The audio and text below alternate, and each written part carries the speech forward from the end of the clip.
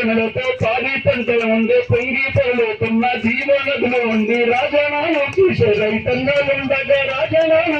రైతంగాలుండగా కష్టాన్ని నమ్మిన కర్మ జీవులు ఉన్న కండారము లాంటి పరప గడ్డ మీద గండమైపోతుంది. ఎంత సొంతమున్నది స్వతంత్రం చూడ సొంతమున్నది స్వరజం తగలబెట్టి నామ పరవేసి వాడిని పారదోలి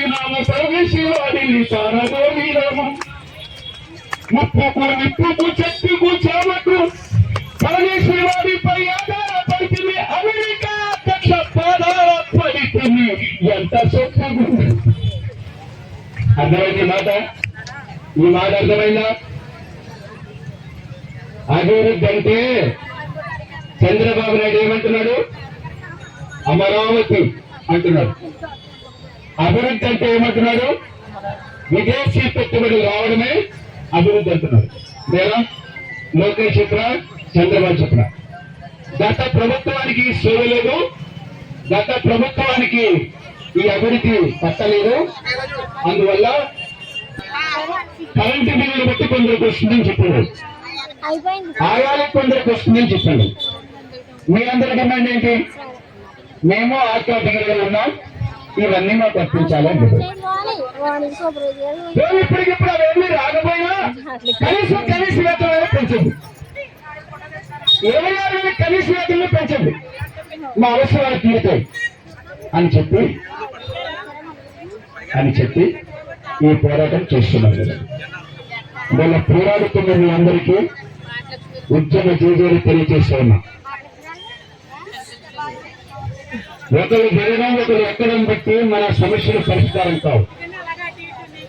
మన పోరాటాన్ని బట్టి, మన ఎజెండా పోరాటాన్ని బట్టి మన సమస్యలు పరిష్కారం కావాలి.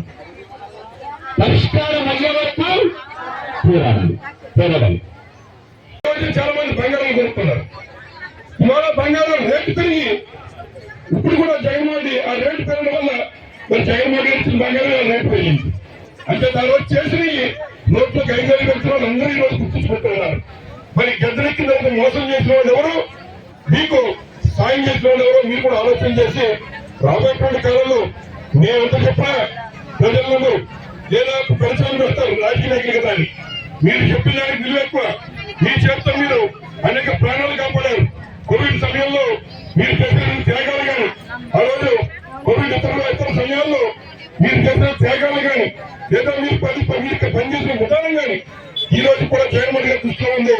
తప్పనిసరిగా న్యాయపరమైనటువంటి మీ కోరికలకి తప్పనిసరిగా వైఎస్ఆర్ కాంగ్రెస్ పార్టీ కొనసాగించాలి. మీ అందరూ పద్ధతిగా ఉంటామని తెలియజేస్తూ సెలవు తీసుకుంటున్నాను.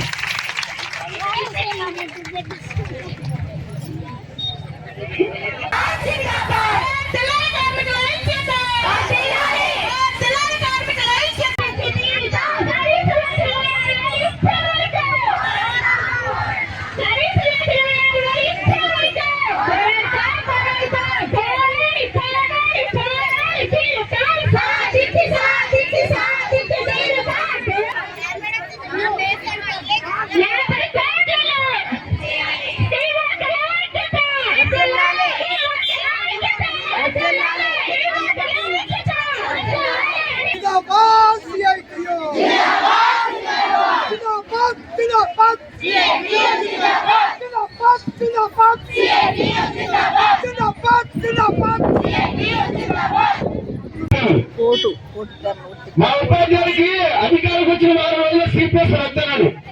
నేను కౌన్సిల్ అడిగినా, మాకు నిజంగా పెన్షన్ కావాలని మీరు హామీ ఇచ్చారా, ఓట్ల కోసం హామీ ఇచ్చారా అని అడిగినా. ఓట్ల కోసం మీరు హామీ ఇచ్చారని చెప్పిన కౌన్సిల్లో. అదేనా ఎవరైనా అంతే. చంద్రబాబు పిఆర్సీ ఇస్తానని చెప్తున్నాడు, డిఆర్ సకాలంలో అన్నాడు. ఇప్పుడు 2 ఏళ్ళు గడిచిపోయింది. గత ప్రభుత్వంలో ఆయనేమో మార్చి ఏప్రిల్లో మీరు చేసినటువంటి పోరాటానికి జూలై నెలలో మీ జీతం తగ్గిందని ఎక్కినా చేసుకున్నాను. అలా చేసుకునే రైట్ ఉందా? నీ పాలనాకాలం అది కాదు. నీ పాలనాక ఎన్నికలు వస్తే ఎవరు అధికారం వస్తానో తెలియదు. నువ్వెత్తాము ఇస్తావు నీ పాలనా కాలం కాని కాలానికి నువ్వు ఎట్లా హామీ ఇస్తావు? ఆ రోజు మన ప్రశ్నని అది పరిస్థితి. ఇక్కడ మిడ్ డే మీల్ వర్కర్లు ఉన్నారు, వాళ్ళకి పిల్లల సంఖ్య బట్టి భోజనాలు ఉన్నారు, అది ఒక రకం వాళ్ళ రేట్లు ఇవ్వలేదు. అదే స్కూల్లో శానిటరీ వర్కర్స్ ఉన్నారు, శానిటరీ వర్కర్స్ కూడా అక్కడ పిల్లల సంఖ్యను బట్టి ఇస్తుంటారు. నాడు వైసీపీ ప్రభుత్వం ఒక శానిటరీ వర్క్ రోజుకి 33 రూపాయల వేతనం నిర్ణయించింది. 33 రూపాయలు అంటే ఎంత నెలకి? 1000 రూపాయలు దగ్గరికి వేసుకోండి, 1000 రూపాయలు దగ్గరికి వేసుకోండి. ఆ యాత్రల్ని కడగడమే అమానవీయమైతే 33 రూపాయల వేతనం నిర్ణయించినటువంటి అధికారులు ఈ ప్రభుత్వం ఇంకా అమానవీయం అని చెప్పినా మీ డైలాగ్ అర్థమైంది మీకు ఎవరికైనా? అంటే మీరు ఆ పని చేయట్లేదు కానీ ఆయన స్పందించరా? మీరు ఆ పని చేయట్లేదు,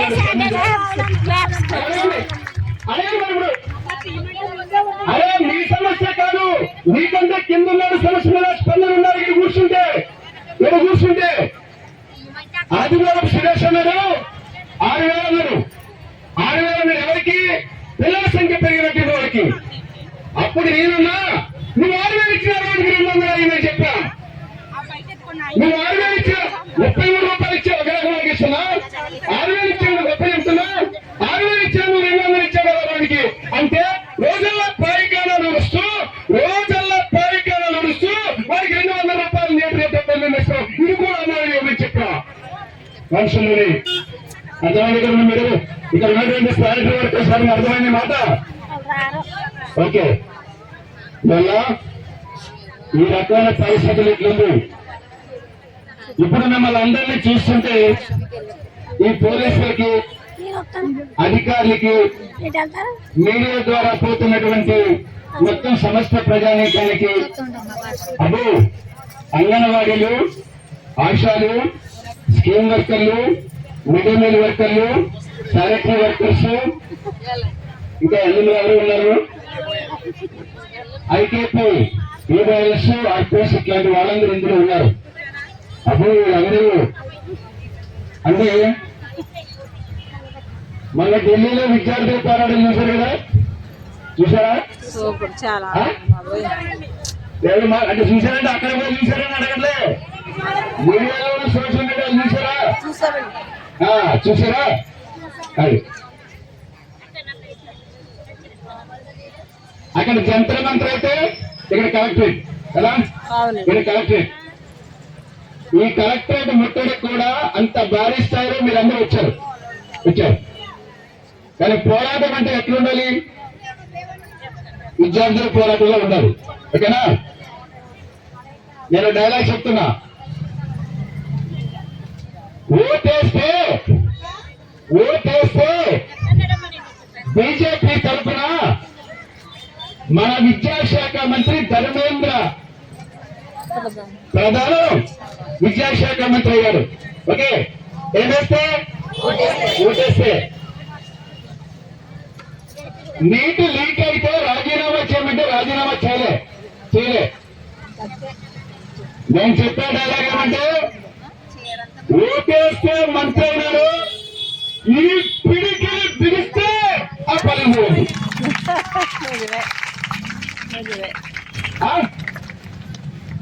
ఓటేస్తే గెలిచావు, మంత్రి అయినావు, కానీ ఈ పిడికిని బిగిస్తే ఆ పని పోయింది.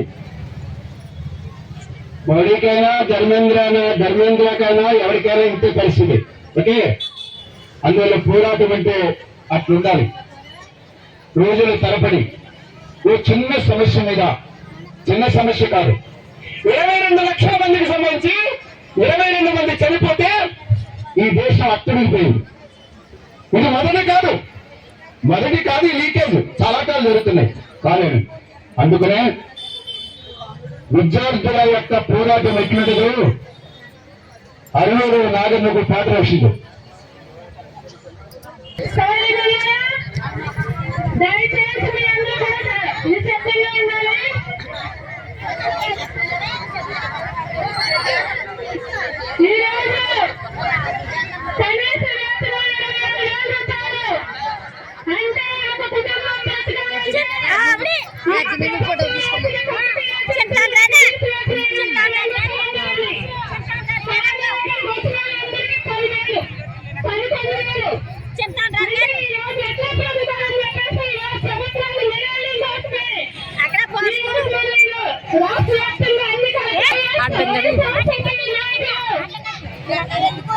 అనేక మంది ప్రజలు వచ్చారు.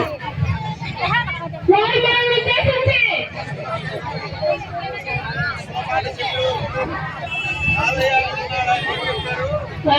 తెలంగాణలో ఏం చేస్తారని చెప్పారు. ఎక్కిస్తారని చెప్పారు. ఎక్కడ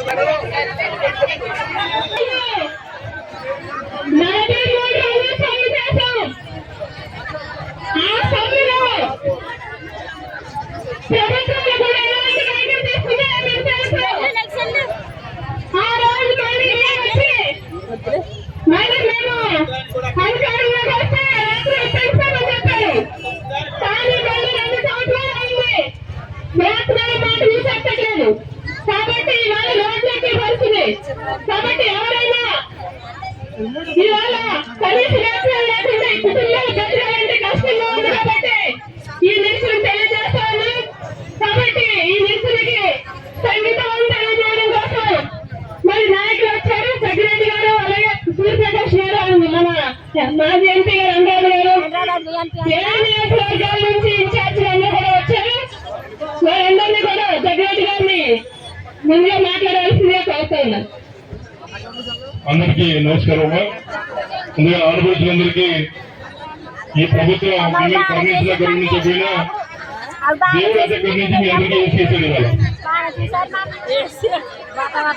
ప్రభుత్వం స్పందించదో తెలియదు కానీ మీ మీద మాత్రం మరి ప్రకృతికి దేవుడికి అయితే మాత్రం మీ అందరి మీద మీరు చేస్తున్నటువంటి సేవ మీద మంచి అభిప్రాయం ఉందని కూడా సందర్భంగా తెలియజేస్తాం.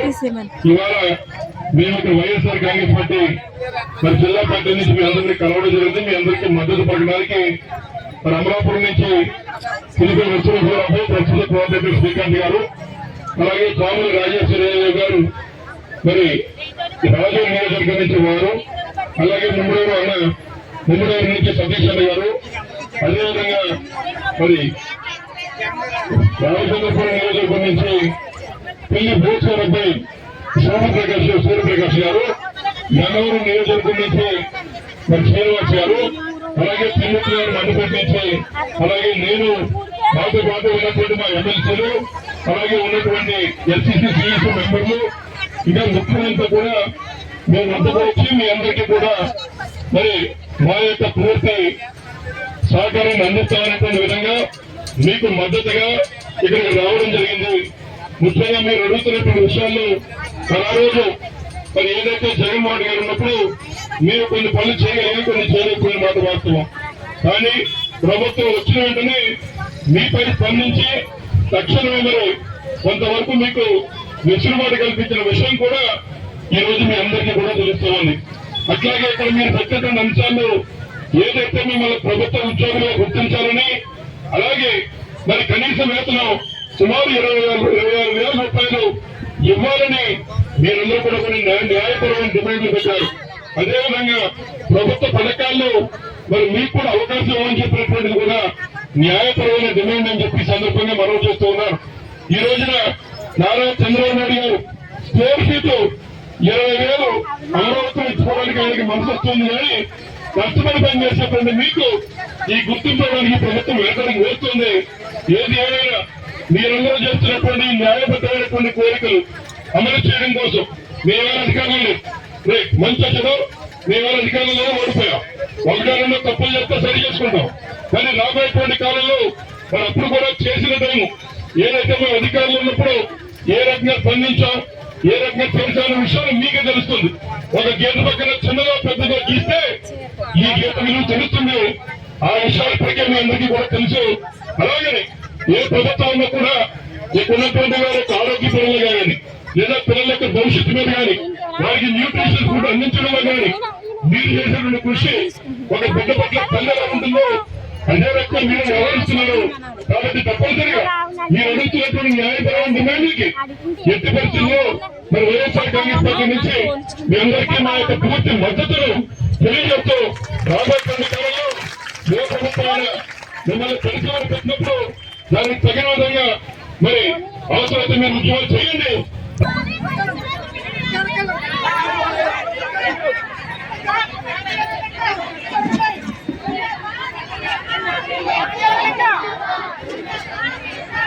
Yeah.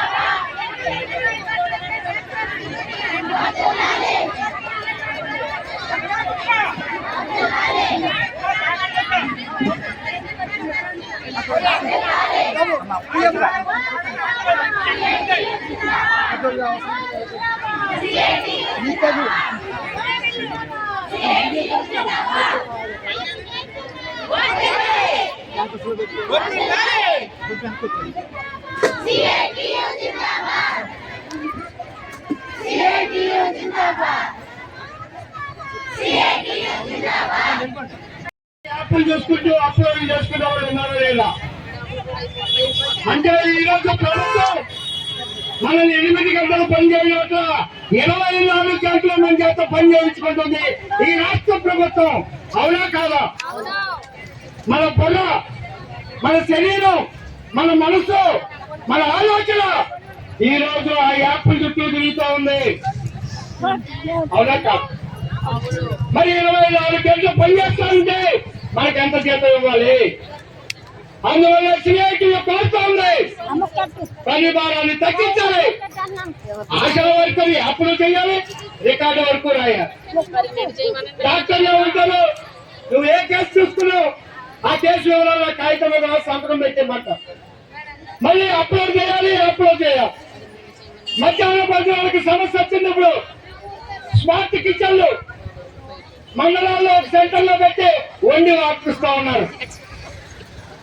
మీరు వడ్డించండి 3,000 ఇస్తామని అంటారు. ఆ 3,000 కూడా సక్రమంగా లేదు. నెల తరబడి బిల్లులు బకాయిలు ఉన్నాయి. అవునా కాదా? కుస్తులు తాకట్టు పెట్టి మధ్యాహ్న భద్ర కార్మికులు వండి పెడతా ఉంటే ఈ ప్రభుత్వం ఇవ్వాల్సిన డబ్బులు కూడా సక్రమంగా ఇవ్వకుండా వ్యవహరిస్తా ఉంది. కాబట్టి ఈ రోజు ఆశా వర్కర్ అయినా, మధ్యాహ్న భద్ర వర్కర్ అయినా, అంగన్వాడీ వర్కర్లు అయినా, లేదు స్కూల్ స్కావెంజర్లు అయినా, బీఓఏలైనా, ఆర్పీలైనా అందరి సమస్య ఒకటే. మనం గాడిద పని చేస్తున్నాం, గాడి చాకరీ చేస్తున్నాం. దానికి తగ్గట్టుగా 26,000 వేతనం కనీస వేతనంగా నిర్ణయించే వరకు ఈ పోరాటాన్ని కొనసాగించాలని విజ్ఞప్తి చేస్తాం. ఈరోజు సమస్యలు కలుగుతా ఉన్నాయి, కానీ ఈరోజు ముఖ్యమంత్రి గారు ఏం మాట్లాడుతా ఉన్నారు? మీ అందరికీ ఒక నాయకుడు ఉప ముఖ్యమంత్రి అయ్యాడు. మీ జిల్లాలోనే, పాత జిల్లాలో పిఠాపురం నుంచి గెలిపించి పంపించారు. ఆయన ఏమన్నాడు? ప్రశ్నించండి, నిలదీయగలడు. సిఐటి అడుగుతూ ఉంది పవన్ కళ్యాణ్, నువ్వు నిర్వహిస్తున్న అటవీ శాఖలో వేలాది మంది కాంట్రాక్ట్ అవుట్సోర్సింగ్ ఉద్యోగులు 10 సంవత్సరాల నుంచి 20 సంవత్సరాల నుంచి పనిచేస్తా ఉన్నారు. అటవీ శాఖలో కాంట్రాక్ట్ ఉద్యోగులు, వారికి సక్రమంగా జీతం వస్తుంది. మంత్రి గారు ఏం చేశారు? అది వదిలే ఈరోజు గ్రామాల్లో పారిశుద్ధ్యం లేకపోతే ఎన్ని రోగాలు వస్తాయో మనందరికీ తెలుసు. గ్రామ పారిశుద్ధ్యాన్ని నిర్వహిస్తున్న పారిశుద్ధ్యానికి మీరందరూ ఎక్కడికి వెళ్ళిందో గ్రామాలు అడగండి. పంచాయతీ వర్కర్ని జీతాలు ఎన్ని రోజులు ఇవ్వాలో, ఎన్ని నెలలు ఇవ్వాలో అడగండి. ఈ రోజు రాష్ట్రంలో పంచాయతీ కార్మికులకి కనీసం 6 నెలల నుంచి 10 నెలల జీతాలు బకాయిలు ఉన్నాయి. మరి ఏం చేస్తున్నాడు ముఖ్యమంత్రి? పంచాయతీ రాజ్ శాఖ మంత్రి పవన్ కళ్యాణ్ ఏం చేస్తున్నాడు మనం అడగాల్సిన అవసరం ఉంది. ఆయన శాఖలోనే 10 నెలల జీతం ఇవ్వకుండా పారిశుద్ధ్యం మాత్రం అయిపోవాలట, జీతాలు మాత్రం ఇవ్వడట ఉప ముఖ్యమంత్రి. ఇది ఈ రోజు మనకు దుర్భరమైన పరిస్థితి. ఈ రోజు ఎక్కడికి హాజరైన మీ అందరూ ఫ్రీ బస్సు పట్టుకుని ఉచితంగా రావచ్చు అనుకున్నారు. రాత్రి ఎవరు బస్సు ఎక్కొచ్చి వెళ్ళిపోవచ్చు అమలాపురం అని. ఎందుకు ఈ రోజు ఆటోలో వచ్చారు మీరందరూ? బస్సు లేవు. ఎందుకు లేవు బస్సులు లేవు అంటే రేపొద్దున విశాఖపట్నంలో మోడీ గారు వస్తా ఉన్నారు. అలాగే ప్రజా ప్రతినిధులకి రిప్రజెంటేషన్ ఇవ్వడం కూడా జరిగింది. ఆయన వాళ్ళకి చేన పుట్టినట్టు కూడా లేదు. ఎందుకంటే ఏసీ రూముల్లో కూర్చుని కబుర్లు చెప్పుకుంటూ, ఎందుకంటే వాళ్ళ ఇష్టానుసారంగా జీవాల్ని తయారు చేయడం తప్ప మన వంక చూసే పరిస్థితి అయితే లేదు. చిన్న చదువు చూసి మన కష్టపడే కష్టార్జితానికి ఫలితం తక్కకుండా వాళ్ళు వ్యవహరిస్తా ఉన్నారు. కనీస వేతనానికి నోచుకునే పరిస్థితుల్లో మనం ఉన్నాం. ఈ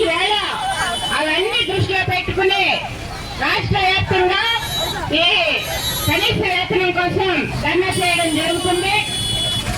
దయచేసి మన నాయకులు చాలా మంది వచ్చారు.